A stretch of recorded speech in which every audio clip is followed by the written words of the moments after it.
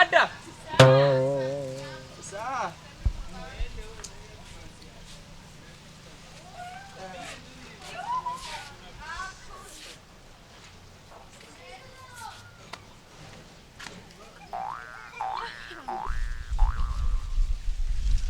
Hey, Mada. Imana tuzoyibona twikoreye. Ndabibona kweli. Kandi rya jambo ryaranyuze cyane. Nukuri bandanye. Ariko ndabona nzoyiheza napfuye.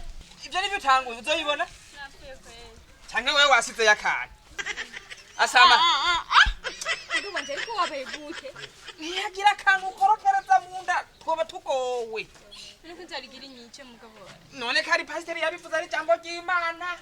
None si muri Matayo ntiwahumvise twari kumwe. Heyigwa bafise inzara.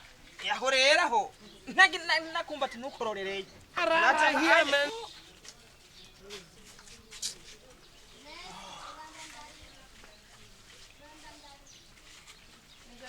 Je nukuri kwimana numva ya. Oya. Ntabyaho yaye ntutirimuke. Ntutirimuke pasiteri je ndamwubaha. Ndazi kandi yarahasomye aratsingurura.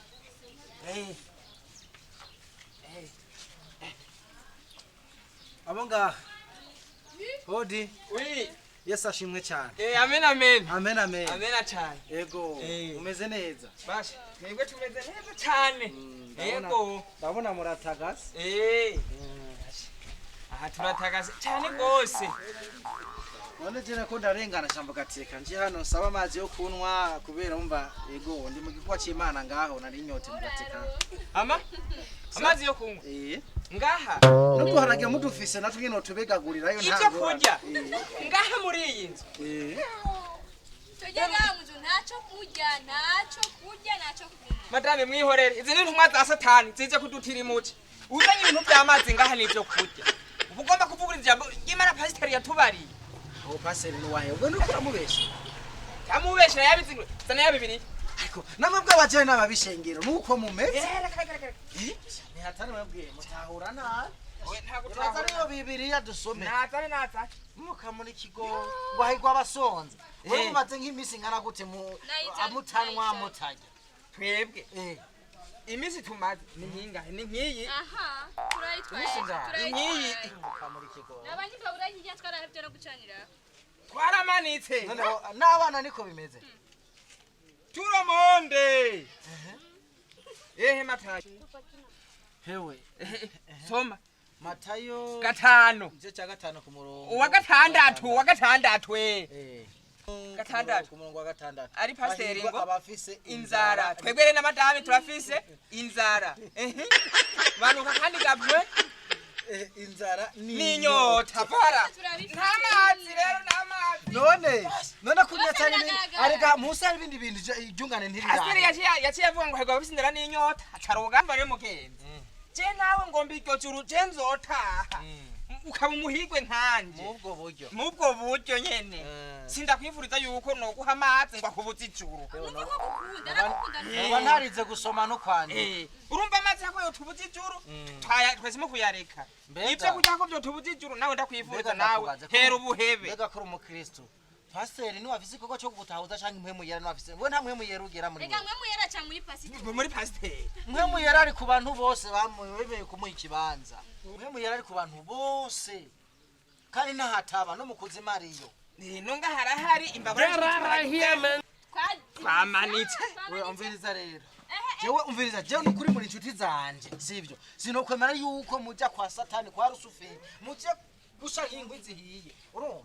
Canke wewe aho kumusotera ushaka ko ndaguhayo mazi. Oya pastor wanyu si wowe no umukozi wa Satani.